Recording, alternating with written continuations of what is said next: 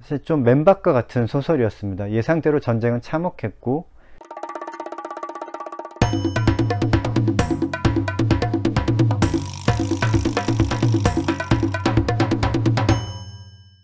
오래간만에 좀 긴 소설을 읽었습니다. 박안서의 소설을 읽었고요. 2021년 추석 기간에 읽었습니다. 박안서의 이제 이 책인데요. 그 산이 정말 거기 있었을까? 이 제목이 왜 이 제목이 됐는지는 잘 모르겠지만 내용이랑 별 상관은 없습니다. 박안서의 저는 그 시리즈라고 하는데 그 시리즈 3권 중에 두 번째 책입니다. 박안서의 이제 자전 소설이 모두 이제 3권의 책으로 나왔습니다. 그 중에 첫 번째 책이 박안서의 이제 유년 시절에서 시작해서 한국 전쟁이 터져서 이제 피난을 갈 때까지의 경험을 담은 그 많던 싱하는 누가 다 먹었을까? 이고 두 번째 책이 바로 이 책입니다. 그 산이 정말 거기 있었을까? 그 시리즈. 이것도 글을 시작하죠. 그 산이 정말 거기 있었을까는 박안서가 이제 한국 전쟁에서 겪은 일들을 고스란히 이제 담고 있습니다. 그리고 이제 마지막 세 번째 책이 그 남자네 집. 네, 이것도 역시 그로 시작해서 그 시리즈라고 저는 합니다. 그 남자네 집은 박안서의 이제 첫사랑 이야기입니다. 그 산이 정말 거기 있었을까에 이제 후반부에 보면 이제 그 남자 이야기도 조금 나오기도 합니다. 저는 1권을 제일 먼저 읽었고, 그 다음에 이제 3권을 읽었고, 그리고 마지막으로 이 책을 읽었습니다. 사실 이와 같은 순서로 책을 읽은 건 뭐 특별한 이유는 없었고요. 일단 그 많던 싱하는 누가 다 먹었을까가 제일 유명했기 때문에 그걸 먼저 읽었고, 그 남자네 집은 이제 자전 소설이라는 걸 모르고 읽었습니다. 재밌을 것 같아서 그냥. 사실은 그 여자네 집이라는 소설을 제가 먼저 읽었고, 그 짧은 소설에 제가 감동을 받고 그럼 그 남자네 집도 재밌겠지 하고 읽었습니다. 그 남자네 집은 이제 읽으면서 자전 소설인 것 같기는 했는데, 그 많던 싱하는 누가 다 먹었을까 이제 후속으로 나온 자전 소설이라는 건 몰랐습니다. 이제 2권을 안 읽어서 이어지지가 않았던 거죠. 그 산이 정말 거기 있었을까는 저는 사실 별로 읽고 싶지는 않았어요. 일단 제목이 제목과 표지가 뭐 그렇게 딱 마음에 들진 않았고, 흥미롭게 들리지도 않았고, 그래서 한국 전쟁의 이야기를 담고 있다는 것을 이제 알고 나서는 사실 뭐 더 읽고 싶은 마음이 더 사그라들었죠. 너무 아프고 슬플 것 같아서. 그래서 사실 읽고 싶지 않았습니다. 이 소설은 이제 이렇게 시작을 합니다. 안방에선 올케가 오빠 다리에 총구멍에 심을 갈아 끼우고 있었다. 종아리는 바싹 말랐는데 총구멍은 생생하고도 깊었다. 심으로 박은 1cm 너비의 가재는 그 안에서 서리서리 끝도 없이 풀려나왔고, 새 것을 집어넣을 때도 꾸역꾸역 한없이 들어가는 것 같았다. 지켜보는 동안에 숨막히는 고통 때문에 더욱 그러했을 것이다. 저 구멍이 차라리 심장을 관통했더라면 하는 생각을 안 하기가 그렇게 힘들었다. 그 생각은 뜨겁고도 오싹했다. 역시나 이 소설은 이렇게 아프게 시작을 합니다. 뭐 제대로 나을 것 같지도 않은 총상을 치료하는 장면을 이제 보여주면서 시작을 하죠. 과연 이 오빠는 살 수 있을까라는 생각조차 사실 희미하게 하게 됩니다. 왠지 죽을 것 같은 느낌이 처음부터 들었어요. 동생조차도 차라리 그 총알이 심장을 관통해 버렸다면 고통 없이 세상과 이별할 수 있었을 텐데, 어떤 면에서 이제 재수없게 그 총알이 다리를 통과해서 간신히 살아가면서 육신의 고통과 더불어 마음의 고통까지 견뎌야 하는 이제 오빠를 안쓰럽게 이제 바라보면서 시작을 하는 거죠. 소설을 읽다 보면 총상을 당한 이제 박안서의 오빠는 몸보다 마음이 더 다쳤다는 것을 알 수 있었습니다. 첫 장면에 나타난 박안서의 시선과 생각이 좀 매정하게 느껴져요. 그런 순간들이 되게 많습니다.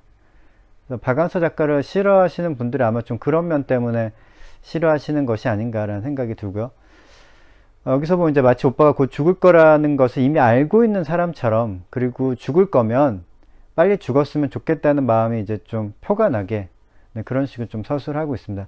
나중에 오빠는 실제로 이 소설에서 죽습니다. 총 맞은 지 8개월 만이었고 거기 다녀온 지 닷새 만이었다. 그는 죽은 게 아니라 8개월 동안 서서히 사라져 간 것이다. 우리는 아무도 그의 임종을 못 본 걸 아쉬워하지도 않았다. 그 대신 그의 너무도 긴 사라짐의 과정을 회상하고 있었다.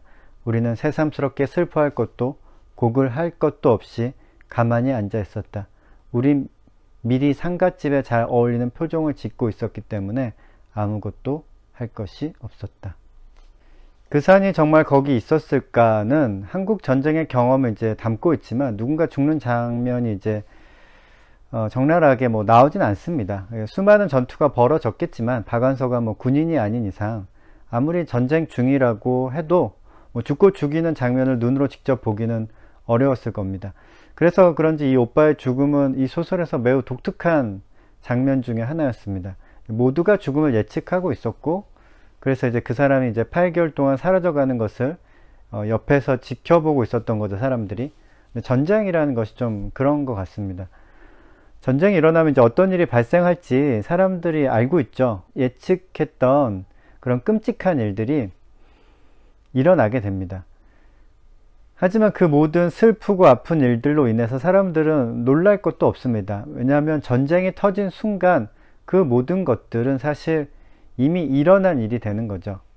그 산이 정말 거기 있었을까는 이제 박완서의 자전 소설 중에 저는 가장 읽기 어려웠습니다. 그 이유는 예상대로 전쟁의 아픔이 이제 여기저기서 이제 막 터지는데, 그것을 이제 제 3자의 관점에서 보면 분명히 이제 가슴 아픈 일입니다. 그런데 이제 그것을 직접 경험하고 있는 박완서와 그 주변 인물들은 굉장히 덤덤하고 억척스럽게 그 아픔과 함께 살아가는 모습을 보여줍니다. 근데 한편으로 이해가 되면서도 다른 한편으로는 좀 괴기스럽기도 했습니다. 하지만 그렇게 살지 않았다면 어떻게 그들이 살아남을 수 있었겠습니까? 전쟁이 일어나는 동안 뭘 기대할 수 있었을까요? 아플 줄 알았는데 그 예상대로 아파서 읽기가 힘들었습니다.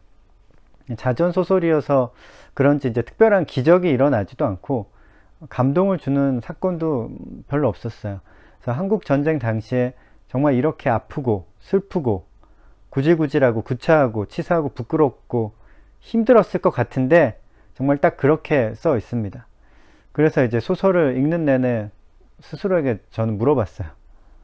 넌 뭐가 보고 싶었던 거지? 전쟁의 참혹함이었을까요? 아니면 전쟁이 일어났을 때 살아남을 수 있는 방법을 알고 싶었던 걸까요? 아니면 전쟁의 순간에도 여기저기 반짝반짝 빛났지만 알려지지 않았던 지난 인간의 이야기를 듣고 싶었을까요? 기적 같은 생존담을 보고 싶었을지도 모르죠. 그 산이 정말 거기 있었을까는 사실 좀 맨밥과 같은 소설이었습니다. 예상대로 전쟁은 참혹했고 여기서 이제 교훈을 얻겠다는 것은 사치인 것 같았고 생각보다 재미있거나 신나거나 흥미로운 이야기는 없었습니다. 반찬이 없더라도 배가 고프면 이제 맨밥이라도 먹어야 하는 것처럼 삼키기가 어렵지만 기운을 내기 위해서 삼켜야 하는 그런 맨밥과도 같은 소설이었습니다. 책을 읽는 중간에 이제 공감을 할 수 있었던 내용은 서울 생활의 고달픔이었습니다. 전선이 이제 아래로 내려갔다 뭐 위로 올라갔다가 다시 또 아래로 내려갔다 이런 걸 이제 반복을 하면서 사람들은 계속 이제 피난을 갔다가 돌아왔다가 다시 피난 갔다가 돌아왔다 이것을 이제 반복을 해야 했습니다. 그나마 이제 피난을 가면 다행이고 남아있으면 이제 인민군의 지배를 받았다가 국군의 지배를 받는 일이 또 반복됩니다.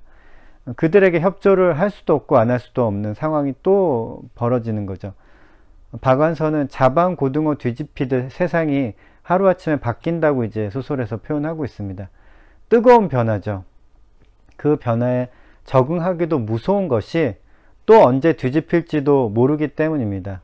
변화에 신속하게 적응했던 사람들은 세상이 뒤집히는 순간 또 바로 사라지게 되는 것이죠. 그 산이 정말 거기 있었을까를 읽으면서 이런 영향 때문에 우리나라 사람들이 좀 시류에 민감한가 그런 생각도 한번 해봤습니다. 신념이 중요하죠. 네, 신념이 중요합니다.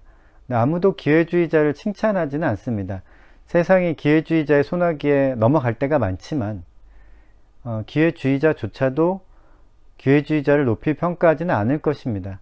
하지만 신념을 지키다가 하루아침에 사라져 버릴 수 있다면 어느 누가 신념을 버리는 사람을 손가락질 할 수 있겠습니까? 그때는 세상이 그랬다는 것을 이 소설을 보면서 이제 더 이해하게 되었습니다. 아프고 구차하지만 이제 살아야 하는데 그나마 조금 덜 아프고 조금 덜 구차하게 살 수 있는 선택을 할 수밖에 없었을 것 같습니다. 또 이 소설에 이제 유명한 사람이 한 사람 나오는데요. 박수근 화가입니다. 실제로 이제 박완서 작가가 만났기 때문에 아마 소설의 실명으로 나왔을 것 같습니다. 박완서는 미군 부대에서 일을 하게 되었는데 미군들이 이용하는 이제 상가 같은 곳에 초상화부에서 관리자 역할을 합니다. 초상화부는 대여섯 명의 화가들이 이제 미군들의 그림을 그려주고 돈을 받는 일을 했습니다. 박완서가 20대 초반이었고 대부분의 화가들은 40대 전후의 사람들이었습니다. 그런 곳에서 이제 그림을 그려주고 몇 불을 받는 화가들이 뭐 대단한 예술가일 가능성은 별로 없죠. 박완서도 이제 화가들 무시하면서 일을 시키는데 그 화가 중에 한 사람이 이제 박수근이었다는 것을 알게 됩니다. 막 그때 당시엔 별 감흥이 없었을 것이고 나중에 이제 박수근 화백이 유명해지면서 아마 그때 기억을 떠올렸을 것 같습니다. 박완서는 박수근이 그리 특별해 보이진 않았다고 서술합니다. 그는 예술보다 사는 일을 우선했다. 그가 가장 사랑한 것도 아마 예술이 아니라 사는 일이었을 것이다. 아름다움을 추구하는 화가가 가장 사랑한 것은 사는 일이었을 것이라고 박완서는 말합니다. 삶이 이따위인데 어떻게 사랑할 수 있어? 라고 물어볼 수밖에 없는 상황이었을 것 같은데요. 그것을 물어보는 것 자체가 이제 사치였을지도 모릅니다. 그 당시 살았던 사람들에게 물어본다면 아마 거의 다 모른다고 대답할 것 같습니다. 그걸 왜 물어보냐고 핀잔을 받을지도 모르겠습니다.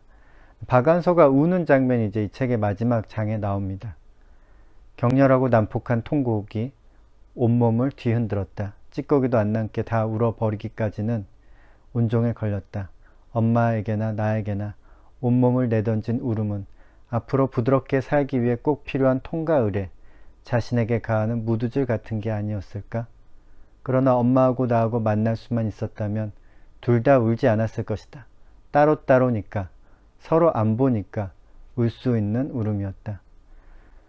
삶은 아픈 것이죠.